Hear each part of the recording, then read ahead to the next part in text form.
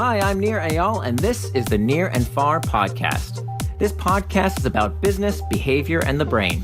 On this show, I do a few things. I read quick articles I've written about topics shaping your behavior. I interview authors of books I enjoy, and from time to time, I devote episodes to answering your questions. If you want to ask me a question, visit the podcast page on iTunes, go to ratings and reviews, and ask me a question by leaving a review. I promise to read it and possibly include your question in a future episode, so please, ask me anything. Now, enjoy the episode, and for more, you can always visit me at near&far.com.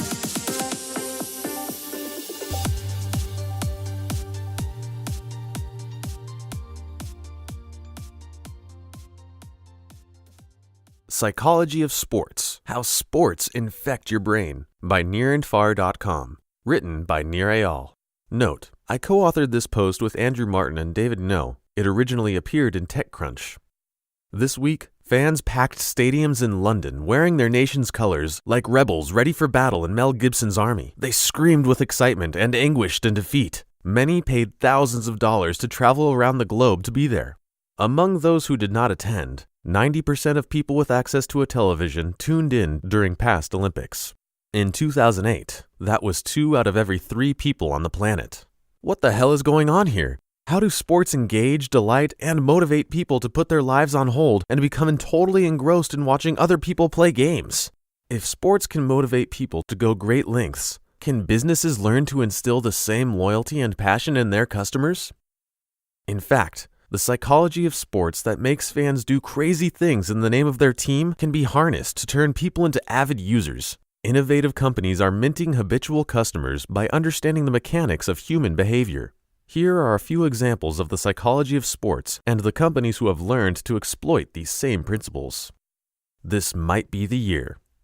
For a stunning example of customer loyalty, look no further than the fans of the heartbreaking Chicago Cubs. The team suffers from the longest drought in North American sports, 104 years without a World Series win. Forbes magazine rated the team as having the 4th most loyal fans in baseball.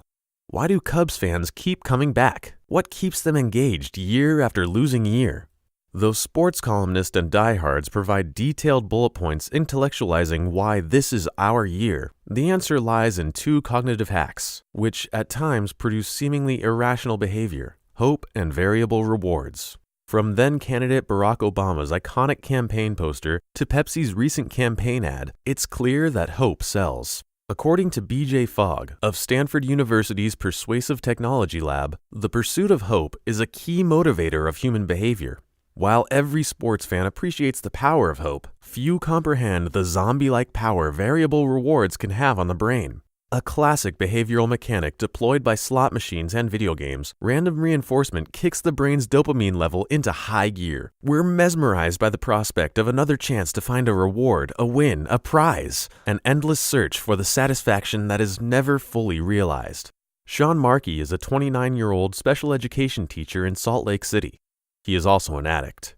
Markey is hooked to Quora, a social question and answer app, which he says he uses up to 12 times a day. Strolling through his Quora stream provides Markey with a steady supply of stimulation. Though Markey understands how addictive the service is, he's powerless against Quora's variable rewards. Like a Cubs fan holding on to the elusive promise of a championship victory for just 1 more year, Sean can't help but check his Quora feed searching for that enticing answer just another swipe away. "I never knew what type of questions I'll get," Markey said. "Will there be a question that could drastically change my worldview?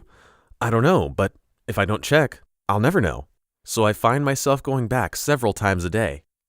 The more you pay, the better the game. Jay Acunzo is also hooked, not to Quora, but to his favorite sports team, the New York Knicks. Come what may, the 26-year-old says he will remain a fan. Last year, he spent several $100s in tickets along with hundreds more for gear and related paraphernalia. But for Xandra Credlow, Acunzo's girlfriend of over 3 years, the Knicks are just a money-sucking distraction. Xandra couldn't care less about assists or rebounds. She'll attend a game from time to time, but if she is like the women in a recent study, she does so to spend time with a loved one, not to follow the action on the court. But what explains how differently people feel about sports? 2 more psychological phenomena help explain why some people engross themselves in fandom while others do not.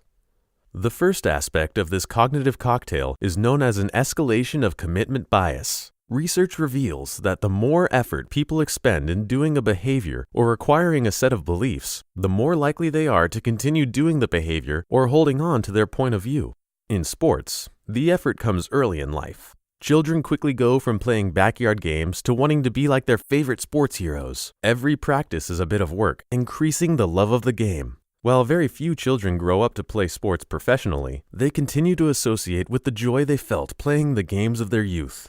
As fans age, they begin to invest in the game not with physical effort, but with their leisure time and disposable income. And there is reason to believe that the more fans spend, the more they love their team. Cognitive dissonance theory may provide an answer to how fans' enthusiasm rises with the degree of effort expended. If fans perceive that they are paying more to watch the team than the enjoyment received, a mental conflict ensues. The only way to resolve this discrepancy is to love the team enough to justify the costs. From doing to being. Escalation of commitment explains part of the reason why we get hooked to sports, but there is another attribute which helps mint lifelong loyalists. Sports shape our self-identity. Research suggests that the way we wish to perceive ourselves has a profound impact on how we behave. For example, people who took a survey on being a voter were much more likely to actually vote than people who took the same survey about voting. The simple switch in the survey from a verb defining an action, voting, to a noun defining the self, voter, dramatically increased turnout. When people change the way they define themselves, they begin to behave in ways consistent with that belief. A real fan dresses in team colors. A real fan watches every game. A real fan is loyal to the end. Of course, people perceive what it means to be a fan differently, which explains why everyone doesn't show up to the office wearing team jerseys and face paint. However, the way we define who we are has a measurable impact on how we act, from the sports we watch to the products and services we use.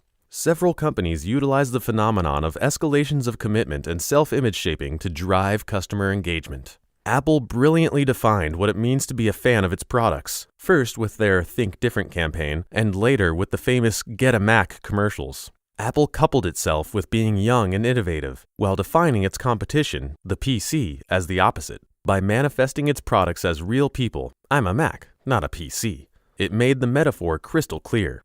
Apple also uses escalations of commitment, starting with the entry-level iPod, in an attempt to eventually take over every possible screen, from phone to TV.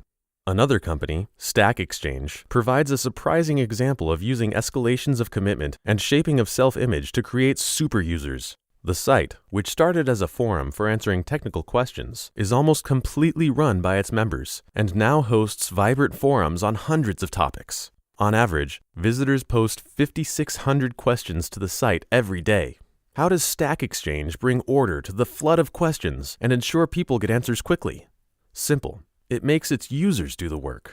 Each question asked, answered, and promoted further commits the user to the system. A task as easy as a one-click upvote, signifying satisfaction with an answer, can evolve into complex and time-consuming jobs. At other companies, this kind of work would be completed by paid staff. But at Stack Exchange, top users spend several hours per day managing content and moderating the community, all without receiving a dime.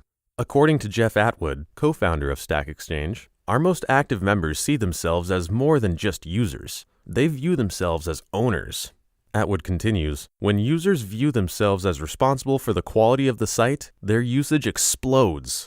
It is here that Stack Exchange begins to change users' self-image. These users-turned-owners see themselves as having a special responsibility to the site, just as sports fans are convinced their loyalty matters to the team. Their participation becomes part of who they are, not just what they do.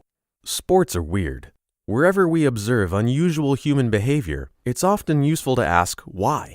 Spectator sports are such a common facet of our lives that we sometimes fail to appreciate their ability to make us do highly unusual things, behaviors rarely observed outside the context of organized competition. Let's face it, the ritual of dressing in special attire, wearing colors signifying a tribal-like affiliation, and paying top dollar for the right to watch people we've never met play a game for our amusement is, quite frankly, weird. But the reasons why we behave the way we do under these peculiar circumstances provide practical lessons for building better products and perhaps better lives. Sports are fundamentally human, and more importantly, they are fun. Porting some of the same psychological tenets of sports into business is more than just a ploy to make products more addictive. It's a way to increase customer satisfaction. Sports make people happy. Fans come to watch the games to feel good, and even when their teams lose, they leave happy enough to return again for the next game, and the next, and just one more.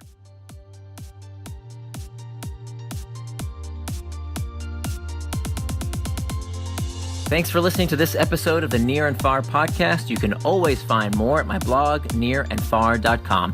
And don't forget, if you have a question you'd like me to explore in a future episode, leave me your question in the form of a review for the podcast on iTunes.